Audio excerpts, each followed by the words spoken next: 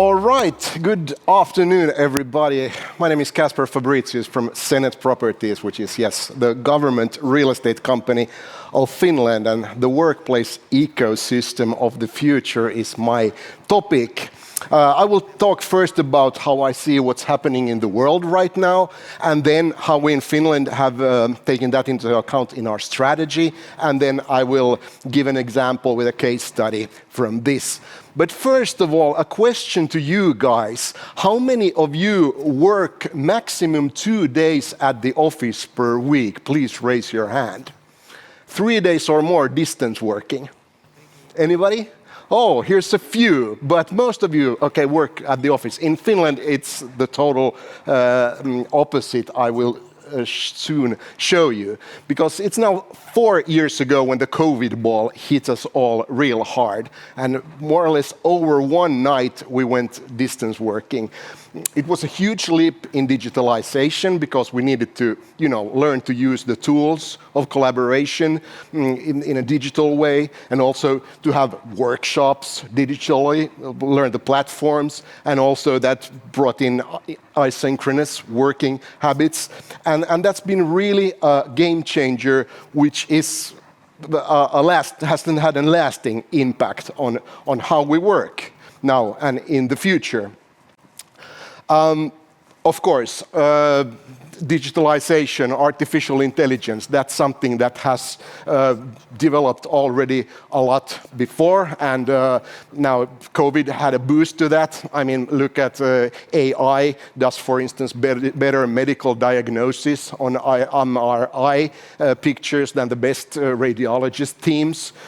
Entry-level lawyer work can be done by ChatGPT in the future. So the question is, what do we humans do in the future? Well, first of all, if everything that's more or less routine or can be processed and written into an algorithm that can be taken care with AI, then things that is more difficult to code into algorithm is, of course, social interaction, what we do here today. Empathy, human empathy, is very hard to code into algorithm, and of course, creativity. Although AI does quite nice artwork nowadays as well. Another game changer in the pandemic is the shift in values. People tend to think that the work-life balance issue is much important now than it was before. Christina Wallace from Harvard is talking about life portfolio, which is more like that thinking that you don't have the work life and your personal life somehow competing each other, but it's like a holistic approach to it. So also, the purpose and meaning in what you do is more important. So when we think about the working environments of tomorrow, it needs to more to support these kinds of things. And I will enlighten now what the global consultant houses are seeing the situation and what the impact on the real estate sector will be. JLL said that in their recent research last year that work from home on average is 2.3 days per week, global average. It varies very much. 60% of the office workforce will want to continue working also hybrid in the future. And according to McKinsey, the demand for office space on a global level is 20% down, which then will lead to declining valuations from 26 to even 42%, depending on what the scenario is. Urban cores, residential areas have dropped with 7%. 7% of the urban population has moved away from the city centers, which has then led to declines in retail revenues, for instance. So we have also seen then the attractiveness of suburban locations grow. So it's kind of these pendulum patterns that have changed. People commute less. It changes kind of the dynamics between the city centers and the suburban areas. And what both these consultant houses are saying, like what should we do as developers and in the industries, is that city centers must evolve into more multi-purpose use, not more central business districts, not more residential areas, but more multi-use where people live, work, and spend their spare time in more of the same locations and be more flexible and adaptability. So multi-use, that's the key word. One example, Singapore, which is seen as one of the top cities in what comes to city planning and development. There, the local professor Kiang is talking about the new 15-minute cities or 5-minute cities or even 1-minute cities that people, commute in a much smaller area than before. They need to reinvent the cities. So it's kind of a fourth industrial revolution kind of setting where you work in the same place where you live. I mean, looking at the first industrial revolution, the factories were built in the places where the workers lived, right? Then came the 20th century, cars, people started to commuting, but now because of the climate disaster, and now we thought and think, okay, maybe we don't need to commute that much.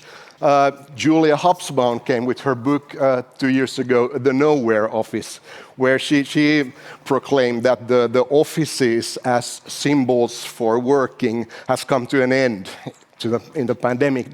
That of course, she doesn't say the no office. We're, social beings, we humans. We need to meet, we need to interact, but that doesn't need to happen in office. That can happen wherever. And when we meet, that must be something that adds value to what we're doing. I mean, if we can have a meeting on Teams, which is just reporting some numbers or wherever, it doesn't make sense to, force people to come to an office to do that when they can do it from their home offices. So how I see is that we're in a experience economy kind of setting now. This is an oldie goldie from the late 90s, the experienced economy, where you can increase value from going to commodities, goods, services, and to experiences. And transformation needs is that a consumer somehow transforms when he or she is using the product. Here's just an example of coffee. Right? First, we have the commodity, the coffee bean. Then somebody came up with the idea, let's put it in a package and sell it as a product. And then somebody came up with the idea, hey, let's make ready coffee and sell it as a service. Then, somebody came up with, let's brand this and have it like an experience to go to the coffee shop. And in the end, I don't know what the transformation phase is, but maybe it's when you go to Starbucks and the barista writes your name wrong on the coffee thing and you take a picture to Instagram and post it or whatever. But if we think in the construction and real estate industry, where are we on this scale? Well, we've been leasing out square meters. So that's like the commodity, right? And, some buildings are branded. It's still on the goods level. Space as a service, yeah. But now we need to take it to the next level, to make it experienceful and somehow to make people want to come to the places we create. All right, now I will go to look at what the situation in Finland is. Working from home in Finland, according to Eurostat figures, is the second highest in Europe after Ireland. And then looking at the public sector, here are the figures. When COVID hit, some 87% of all the government office workers went work distance. And now when we have monitored how much it has come down, it's come down a little bit, but still it's on a high level when you compare it to what it was before the pandemic. And then when we ask how the future is, everybody predicts that it will stay on that quite high level. Speaking for myself, this is a picture from my summer cottage out in the archipelago. That's been the 6 months per year, the summer months, I've been working from there distantly. And actually, we have had actually the 2 management groups meetings at my cottage. And actually next month we will do it a 3rd time. So we will meet, my boss said we must meet, but it doesn't need to be at the office, it can be wherever. Well, what about then efficiency and productivity?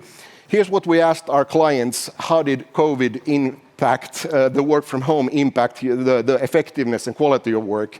95% said that it's been as good as before, and even 15% even better, which is quite interesting results. Then quite new figures on how collaboration works in multi-locational work. We asked both those people separately who work more at the office and those who work more distantly. And to our surprise, the people who work more distantly, they feel that the collaboration is better, which is interesting. And then we're talking a lot about togetherness, team building, how you feel that you belong, the feel of belonging when you're working multi-locationally. Here the difference was even bigger between those people who worked more at the office versus those who worked more from home. So it's quite interesting that the people who work more distant from home feel a better togetherness. Job satisfaction, also here we have all the government agencies is in these figures.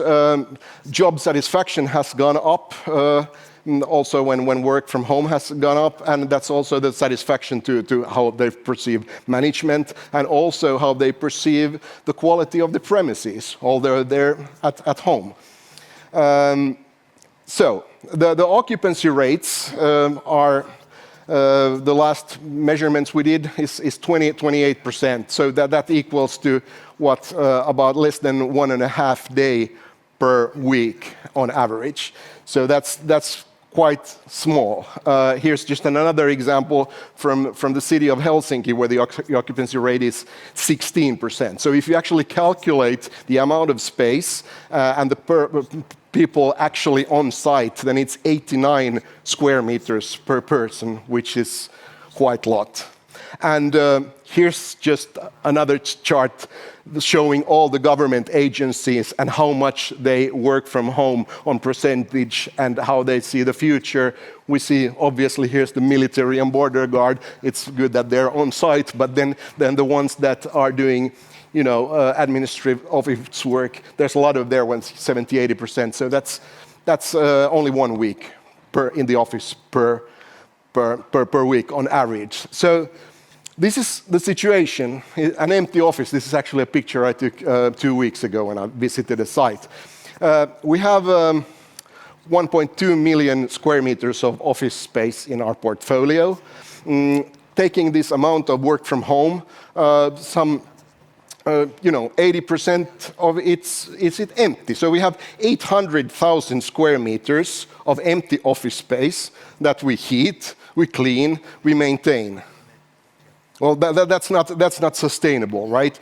We're in the climate crisis, and up in the Nordics, the built environment consists from 40% of the carbon footprint.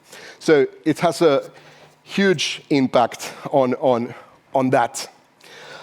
So, what is our strategy in the Finnish government then to cope with this situation? Well, first of all, in our workplace strategy, which was approved a couple of years ago, it bases on the workplace ecosystem thinking. So that's working is not something that happens from one location, but that happens from multiple locations, and work from home, the A, or work from the cottage or whatever private place you work from. That's one part, essential part of the ecosystem. But then, yes, people need to meet. That happens in smaller local hubs, B, that are then mutual for the whole government. But actually then the core, the C, is the government agency buildings that are, they are shared. The spaces are shared, so the agencies do not have any more offices of their own, but they work in shared co-working offices for the whole public sector. Then, apart from that, of course, there's a lot of special premises that the government have, but they have also a part of offices, and then they're also part of this ecosystem. And then, yes, we need big town hall meetings to meet people, mingle, and so forth, like we are today. So that can happen in event spaces, so like we're here today. And then the classical third places, cafeterias, hotel lobbies or transportation or whatever. So this is the core. And other main targets of our strategy is, of course, every real estate is a support function for the core activities. That's always the base. So it should support effective governance and government work. But another key element is in our strategy is that by 2030, some 20,000 government employees should work in these co-working spaces. And that is give up their own offices. And we're in a good start there, and that is approximately 25% of all the government workforce. Then we have, of course, square meter efficiency targets. We're now at, on average, 15 square meters per FTE, per person, for the whole portfolio. But the target is to go down to 10. But looking at these levels of work from home, 10 is way too much. I believe that it will be less than 5 in the coming years. So then, of course, multi-channel services. More and more services go through the internet, through digital means, but still we will have common service desks for all public sector services. And then cooperation and data-driven development. Whenever we develop a new real estate for some special function of the government, we always first go in and analyze the core activity itself to try to do it more efficient and question, is this the best way to do it, or can it be made more efficiently? And then we start to build a building. Cybersecurity, security on the average, and of course preparedness. We have war in Europe, so that's an important part of the strategy. And then the zero emission targets and healthy indoor environments. Okay, let's look a little bit about results from our strategy. To get savings for our customers has been a key element in our strategy already since 2015. And since the start of that, we've now gathered cumulatively some 780 million euros in rental savings for our clients.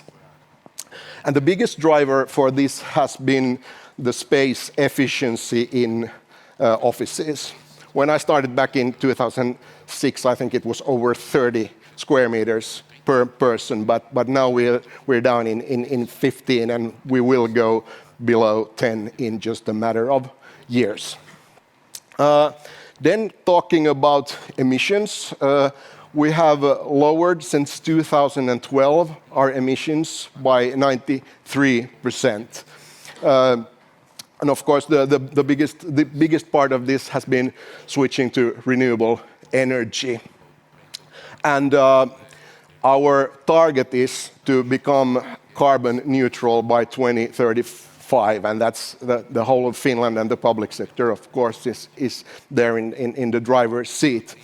And of course, after that, we plan also to be carbon negative.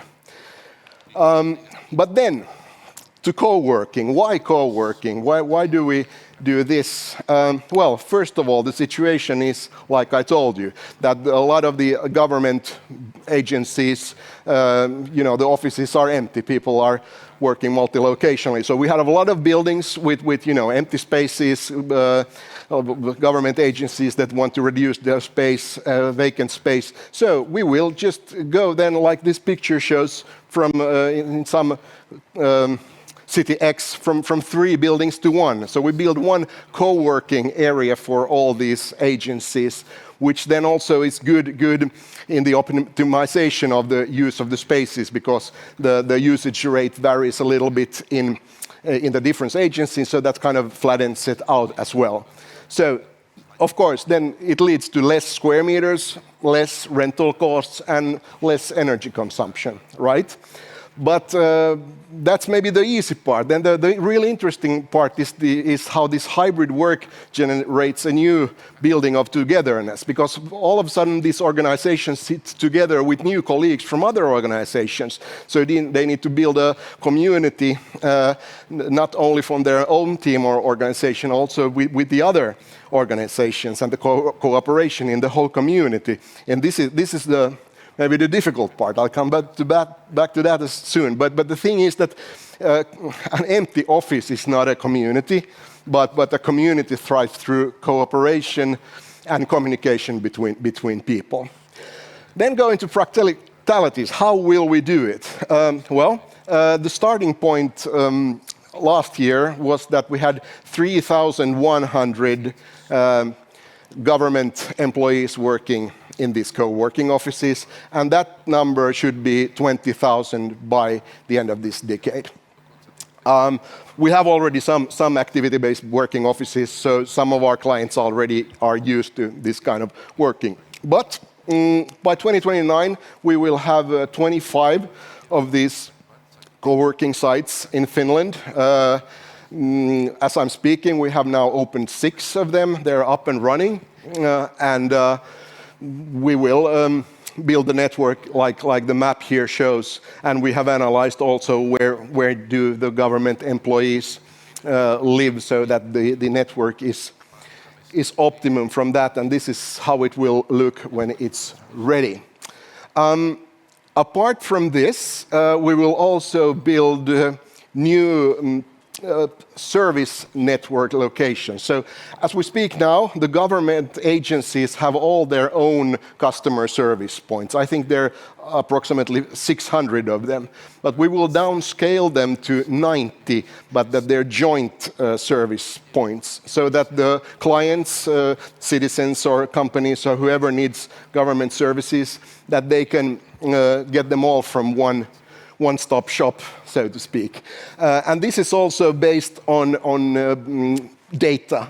So this is where, with this kind of network, every Finnish citizen can reach a service point within 1 hour's drive from their home. And this is the specifications that the Ministry of Finance have put up. And with this kind of thing, they will reach it by 90%. But then, going back to the co-working office concept, we have, of course, built a concept around it. It's about different zones. We have the public zones, the meeting place zones, and then the actual back office working zones that have some home bases. Some agencies have some special needs. They can have some home base within that, but still the main rule is that it's open and shared co-working activity-based space. And then, of course, there's zones for handling confidential information and stuff like that. Here's just an example of what an inner zone might look like. So it's basically that classical activity-based working kind of setting that has spaces for all kinds of doing. The good old design principles 3C, you must have spaces for collaboration, you must have spaces for concentration, and you must have spaces for chilling out, which is especially important for the new generation Z, the Zoomers, right? One example, this is a site in Joensuu. We opened it 1 year ago in February 23, and it's 10 agencies working together, 577 employees, and 1 joint service point. And 90% of all the government people are happy with the places and say nice comments that it's nice. I've got new colleagues and you know you can choose an environment to working what fits you best. And talking about the community building, I noticed when I was there a couple of weeks ago that they have joint after-work sessions always every Friday, each payday, the Friday after each payday. So I guess that's kind of community building going on there then. The difficult part in this exercise is actually not the design and the construction of this network of these facilities. I mean, we're real estate people, we can handle that. But the real difficult thing is to change the mindset of people, of the organization, both the top management, the leaders, but all the other people in the organization, that how will they work together in the future? I mean, some of our clients are maybe used to have their own office room, right? Their whole career, that's been their thing. They become a bigger boss in a bigger room. All of a sudden, you don't have that room anymore. And then all of a sudden, you don't even have that own desk in your open plan office or activity-based work office. And now Kasper comes to say that, hey, your organization doesn't have any office of their own, but you're going to this co-working place. So it's a huge mindset change, but and it's the interesting part. We have on board in our organization change management consultants that are on board in each project, help with the client top management, because maybe in real estate location is the important thing, but here communication is the important thing, right? So that's the tricky part. Going a little about the benefits of what are we doing. Of course, yes, there are economical benefits. I already mentioned them. We obviously, in the end of the day, we can divest real estate. We sell real estate for 100 million euros per year, and sharing economy and less costs and so forth. And of course, the sustainability aspect, less carbon footprint, less commuting, higher quality environments, and so forth, and not least the social benefits. A more holistic public sector. We talk about solution-based cooperation and a broader recruitment base. The agencies can recruit from cities far away where maybe the salary level is lower, so they can compete better at having people from there. And the work from anywhere is, of course, for the people and the workers a good benefit. But one thing that this is my theory and philosophy, that where this should lead when the public sector is working more together, this should lead to a collective intelligence within the public sector that, in the end of the day, is more efficient and more innovative. And because at the moment, we're in a situation in the world where we Western democracies are fighting against autocracies. And this is happening everywhere. And in order for us to win this battle, we need to be better. We need to be more transparent and innovative. So I think through these kind of solutions, we can be more happy together and more effective together. This was my key message to you today. Thank you very much.